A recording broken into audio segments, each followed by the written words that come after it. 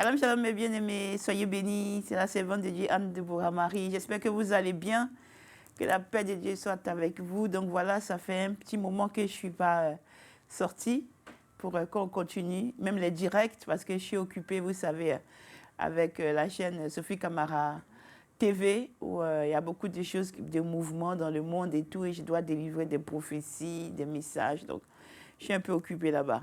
Mais j'ai pensé à nous sur la chaîne de mariage. Donc voilà, soyez bénis, bénis. Je suis très contente de vous retrouver. J'espère que vos familles vont bien. J'espère que tout va bien et que toute la gloire revienne au Seigneur.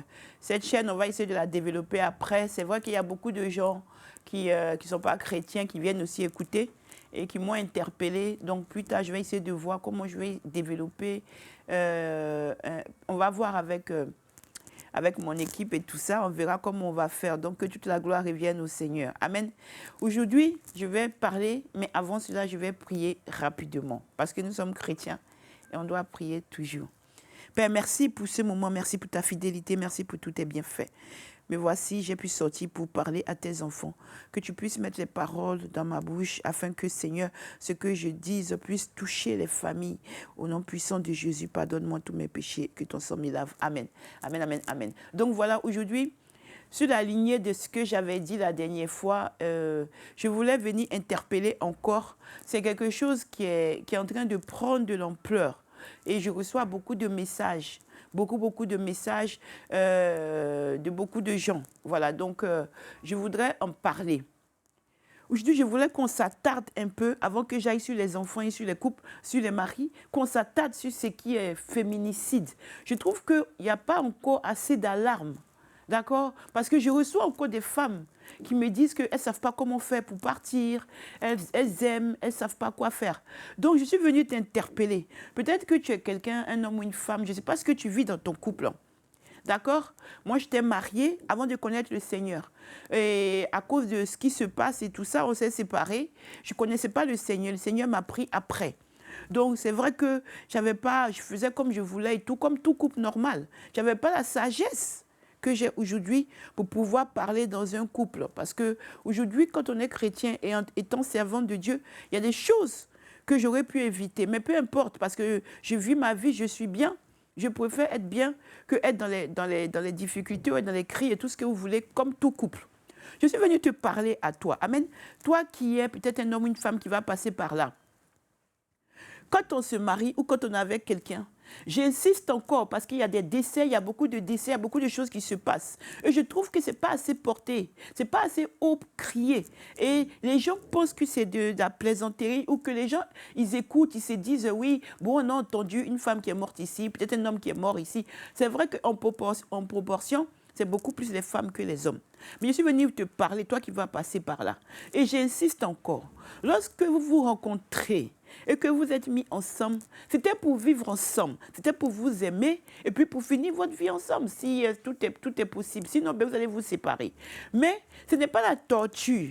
Je viens encore crier haut et fort. Le mariage, ce n'est pas la torture. On est en train de passer à côté. Il y a beaucoup de souffrance, de maltraitance dans les couples. C'est caché, c'est tabou. C'est quelque chose que, vous voyez, c'est comme quelque chose qui brille. Et puis, il suffit de gratter un petit peu. Et puis, quand on gratte un petit peu, ce qu'on découvre, on découvre qu'en fait, c'est vraiment pourri, quoi. C'est vraiment quelque chose qui est en train de... Il y a une pourriture derrière. Il y a comme une moisissure qui est tapissée derrière, mais qui est cachée.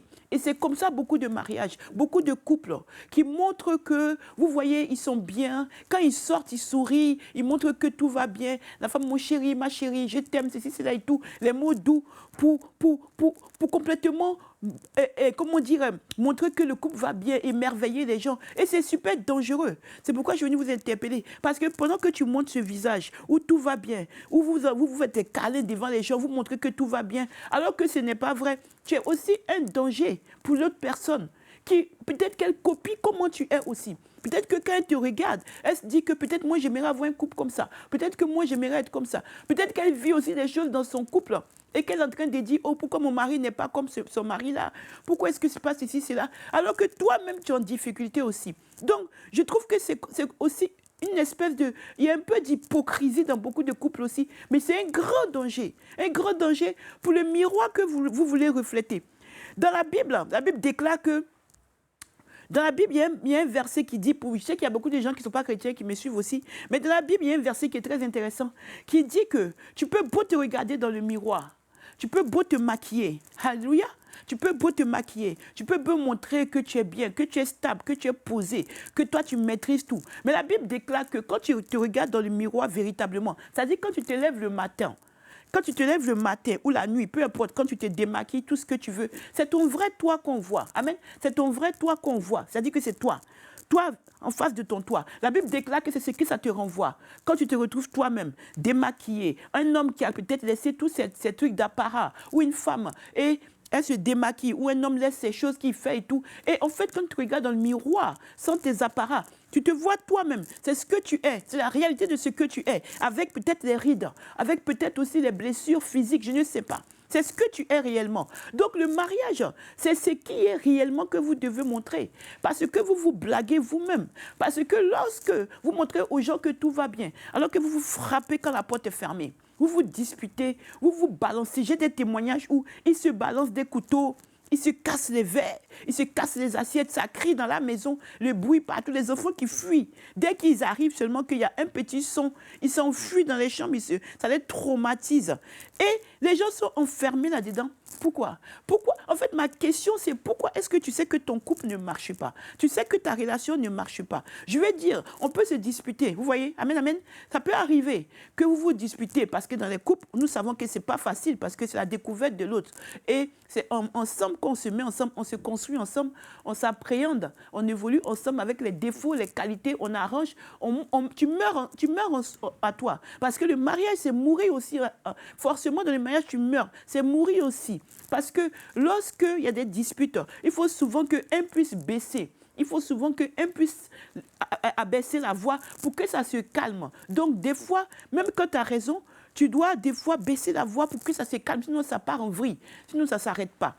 Mais ce que je voulais dire, c'est que, à part ces disputes qui sont légion, et c'est normal dans un couple, ça peut arriver, mais au point où vous vous battez, au point où vous balancez des couteaux, les verres qui volent, les assiettes, les disputes, sans fin, c'est-à-dire que quand tu arrives, quand tu passes, tu es en train d'arriver chez toi, tu sors de ton travail, tu es en train d'arriver, tu es déjà en train de te mettre en position de boxe, tu es déjà en train de te dire que tu rentres dans le ring, tu es déjà en train de te dire qu'il faut que tu prépares le combat. C'est-à-dire que tu es marié, mais dès que tu finis ton travail ou tu finis quelque part, tu te mets en position de combat parce que là où tu vas partir chez toi dans ton couple, tu sais que ça sera les disputes jusqu'à ce que vous dormez. Et c'est très grave parce que vous mentez à vous-même. Ce n'est pas ça le mariage. Ce n'est pas ça le mariage. Ça, c'est dire que vous vous torturez. Vous vous torturez. En fait, vous vous blaguez à vous-même. Et moi, je reçois beaucoup de témoignages qui me choquent. Moi, je ne savais pas que les messages que je donne comme ça, et puis, voilà, je passe mon chemin. Je ne savais pas qu'il y avait des choses qui se passaient, que les gens allaient m'en parler. En fait, vous vous mentez à vous-même. Pourquoi? Parce que si tant que l'abcès n'est pas creusé, vous devez crever l'abcès. Parce que ça ne sert à rien que tu dises que ta position, comme il est directeur, il te sécurise.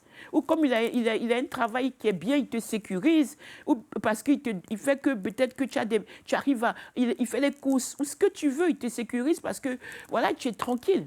Ça ne sert à rien, c'est une perte de temps. Ou lui de se dire que oui, elle est, bon, comme elle est pas mal et tout, elle est bien, voilà, et puis je n'ai pas envie de galérer pour aller chercher une autre, donc je préfère m'accommoder. Non, le mariage, ce n'est pas l'accommodation. Parce que vous allez aller dans le mur. Et puis le plus terrible, ce sont les enfants. Ce sont les enfants, parce que vous mentez à vous-même. En fait, quand vous rentrez, vous vous battez, vous vous déchirez, et vous vous frappez. Et le problème qui est grave, c'est que ça peut découler sur des féminicides. C'est-à-dire que ce que tu rigoles avec, ce n'est pas que tu rigoles, mais c'est que tu te dis que tu peux contrôler. Ce que tu te dis que c'est caché. Et tu ne veux pas en parler, tu ne veux pas demander de l'aide. Alors que vous êtes en train de vous tuer à petit feu. Mais vraiment vous tuer. C'est-à-dire que vous ne vous supportez plus, à part les cris. Mais en plus, si ça se résumait seulement qu'aux cris, ce n'est pas beau, mais ça peut être des cris. Mais ça va dans les coups. Et il faut savoir que tu le veuilles ou pas, souvent l'homme a plus de trucs physiques. Ce n'est pas question que, oui, on va rentrer dans les débats de vos histoires là. Non, ce n'est pas ça. C'est que des fois, ça arrive que l'homme est un peu plus fort physiquement et des fois, il peut s'énerver plus et il va te frapper. Mais lui, il va se dire qu'il va te frapper et puis c'est fini. Mais ça peut arriver qu'un jour, dans vos histoires où vous frappez et puis vous vous retrouvez pour aller au lit et puis vous vous réconciliez et puis ça recommence le lendemain, le surlendemain et c'est votre quotidien. Un jour, ça peut arriver que dans cette manière de vous aimer, dans la violence, dans les coups, dans les choses qui devraient vous interpeller, mais vous vivez avec ça. Un jour, ça peut arriver que, sans faire exprès, il te tape, tu tombes. Tu tombes sur une table ou tu tombes sur quelque chose, je ne sais pas. Et bien voilà la catastrophe. Et maintenant, il t'a tué. Donc, de l'amour, et l'amour malsain, l'amour camouflé, l'amour de dire j'ai peur peut-être de quitter, j'ai peur du lendemain, si je me retrouve seule, comment je fais pour payer le loyer, comment je fais pour payer la maison, les charges, les ceci, cela. Ou l'homme pour dire que non, que je galère, je ne vais pas galérer, à deux c'est mieux et tout. Dans vos explications que vous vous êtes données là, et vous vous battez dans la maison, et vous cachez, vous souriez aux gens quand vous sortez, vous montrez aux gens que tout va bien. Oui chérie, oui ma puce, ma lune, ce que tu veux. Et vous mentez aux gens alors que vous êtes dans une grande difficulté. Un jour, la catastrophe peut arriver sans le vouloir. Ça peut être aussi peut-être volontaire, je vais développer après. Mais ça, sans le vouloir, vous faites vos histoires là, et puis tout d'un coup, ben, une gifle part par là, tu n'as pas fait exprès, et puis tu tombes, ou tu tombes sur la table, tu tombes sur une chaise, je ne sais pas quoi, et c'était ce jour-là qu'il devait te tuer. Et tu meurs. En fait, quand tu meurs là, il faut savoir que c'est toi qui vas perdre. Parce que lui qui va rester, il va vivre. La réalité des choses, c'est que, vous voyez, j'étais en train de suivre un procès et on a déjà vu les procès ici, mais j'étais en train de penser à beaucoup de procès et je me disais que, en fait, la finalité de tout ça, c'est quoi? C'est que s'il t'a tué ou elle t'a tué, ils vont refaire leur vie. En fait, même s'ils ne refont pas leur vie, ils seront en vie. Toi, tu seras 6 pieds sous terre. Et encore, s'il y a des enfants, tu ne verras plus tes enfants. Tu seras juste 6 pieds sous terre, là. Et ta vie sera finie. Pourquoi? Parce que tu étais là, tu étais en train de trouver des explications. Tu voyais la violence, tu voyais que tu étais en difficulté. Tu voyais que ça ne va pas. Tu vois qu'on te frappe ou on te tape. Ou c'est aussi des hommes, hein, parce qu'il y a des femmes qui battent des hommes aussi.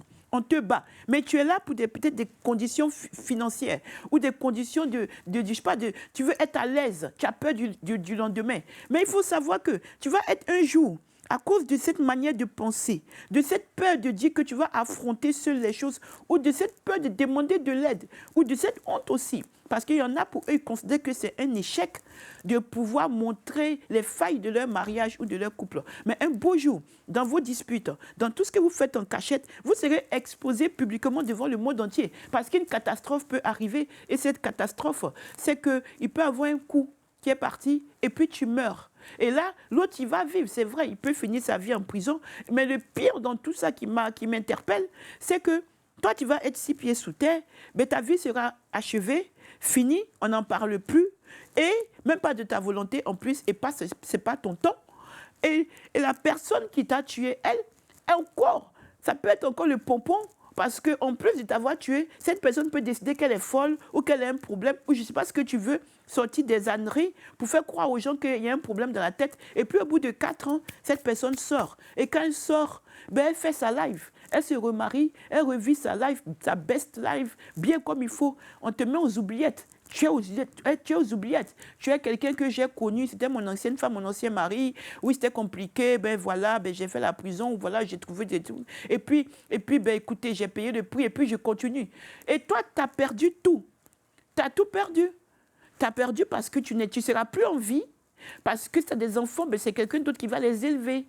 Et puis ton mari ou ta femme, ils vont refaire leur vie. Et même s'ils ne font pas leur vie, ils seront en vie. Même s'ils sont derrière les barreaux, ils seront en vie. Toi, tu ne seras plus là. Je suis venue interpeller beaucoup de femmes parce que c'est un cri que je continue à faire encore. Parce que je reçois encore des femmes qui sont des femmes posées, des intellectuels, qui me sortent des choses qui n'ont pas de sens. Qui sortent des choses qui n'ont pas de sens. Des explications comme quoi, oui, en fait, comme ça fait longtemps, voilà, je ne sais pas trop, si je me remets, si je pars, comment je vais refaire ma vie, parce que je ne comprends pas, parce que c'est-à-dire que des choses que tu te dis, mais attends, attends, je ne comprends pas, quand même, tu es intelligente. C'est au moins, c'est pas que, comment je vais dire, parce que j'aime pas, des fois, j'aime pas employer des thèmes qui peuvent blesser. C'est pas comme si tu es sorti d'un trou que tu sais pas, tu sais rien. Attends, tu es ingénieur, tu es quelqu'un qui est posé, tu réfléchis. Et tu es encore dans ces choses où tu es en train de te poser la question de savoir, est-ce que si je m'en vais, je vais pouvoir m'en sortir parce que je suis habitué, parce que ça fait longtemps qu'on est ensemble et tout ça, et que j'ai un peu peur du lendemain. Mais vous vous battez tout le temps. Il te frappe, il te bat. Il te frappe, il te bat, il te frappe, il te bat. Le matin, tu rentres, il te bat. Le soir, il te bat. Vous vous disputez tout le temps. Dans la maison, il n'y a pas de calme, il n'y a pas de quiétude. C'est-à-dire que vous deux, vous ne vous supportez plus. Qu'est-ce que vous faites ensemble encore? Qu'est-ce que tu fais là-bas encore? C'est ce que je viens de te dire. Qu'est-ce que tu fais dans ce couple pourri, toxique? Tu fais quoi là-bas encore? C'est tu attends que la mort te frappe. Tu attends que la mort te frappe. Demande de l'aide. Je vous ai toujours dit que quand c'est comme ça, il faut se tourner. Il faut demander de l'aide. Vous ne pouvez pas rester comme ça, enfermé sur vous, et puis dire qu'on va pouvoir s'en sortir. Non, parce qu'un drame peut arriver.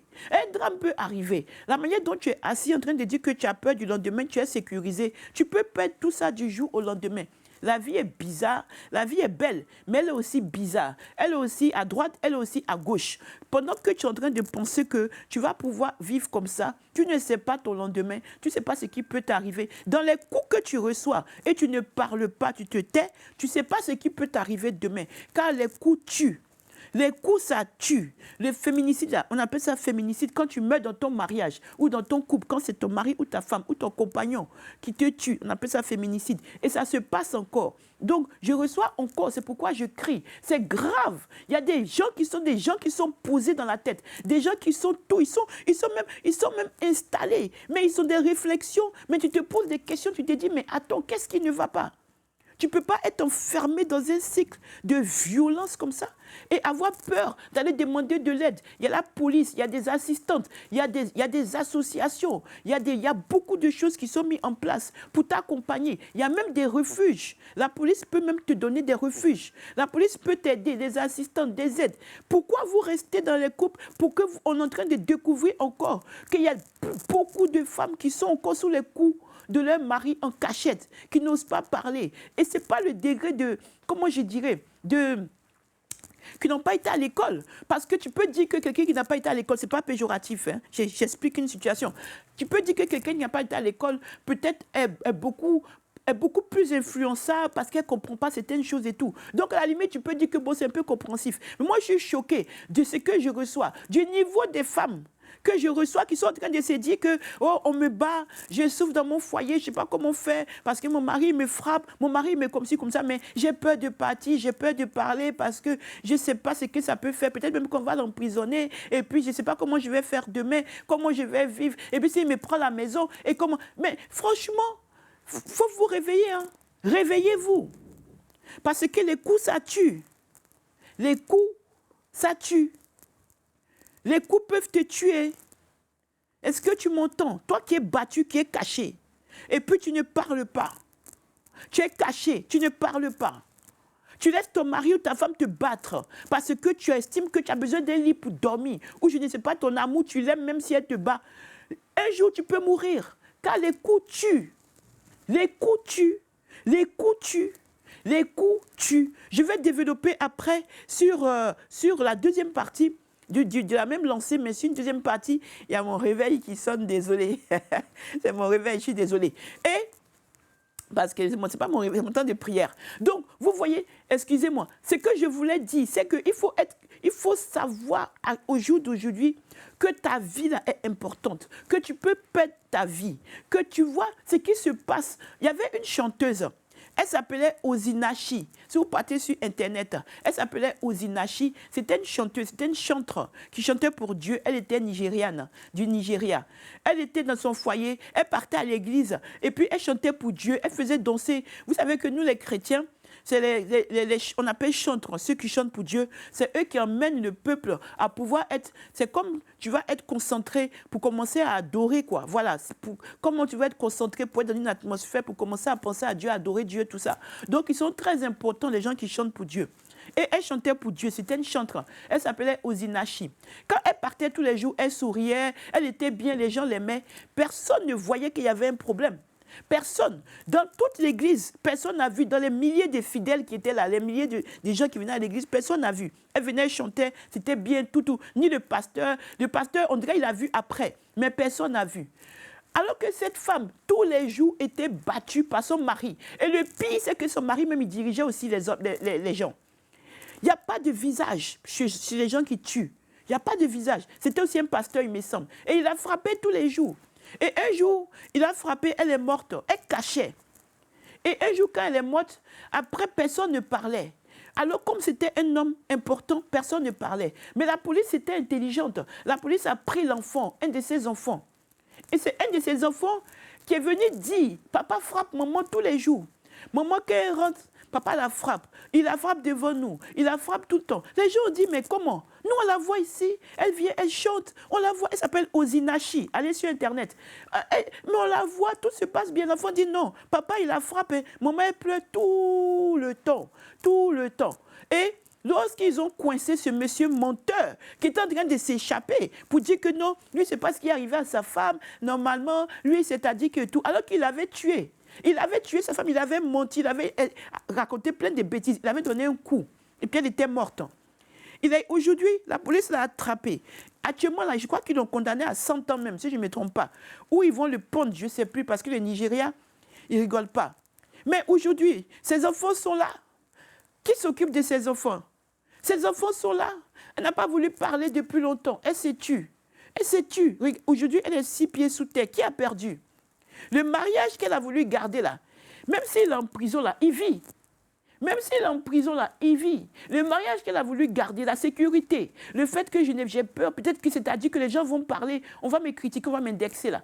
Aujourd'hui, elle est 6 pieds sous terre. Ça a secoué le monde chrétien. Parce qu'on était choqués de découvrir, parce que chez nous, les chrétiens, on ne tape pas. Donc, on se bat, en tout cas, on fait tout pour... Je ne sais pas comment expliquer. On était choqués. On était choqués de découvrir, et c'est elle qui a ouvert cette porte dans le milieu chrétien pour savoir qu'il y a aussi des hommes chrétiens là qui frappent leurs femmes. Alors que Dieu a dit de ne pas toucher à la femme. Il a dit qu'on ne doit pas toucher à la femme. La femme, elle donne la vie. Tu ne peux pas la toucher. Tu ne la frappes pas. Vous discutez. Et si vous n'êtes pas d'accord, vous divorcez. Tout simplement. Alors, c'est ce que je suis venue te dire. À toi, je vais continuer la deuxième vidéo. La suite. Donc, j'espère que tu as compris. Si jamais tu es battu, demande de l'aide. Demande de l'aide pour pouvoir sauver ta vie. Sinon, un jour, les coups vont te tuer. Que Dieu vous bénisse. Shalom à tous. Amen.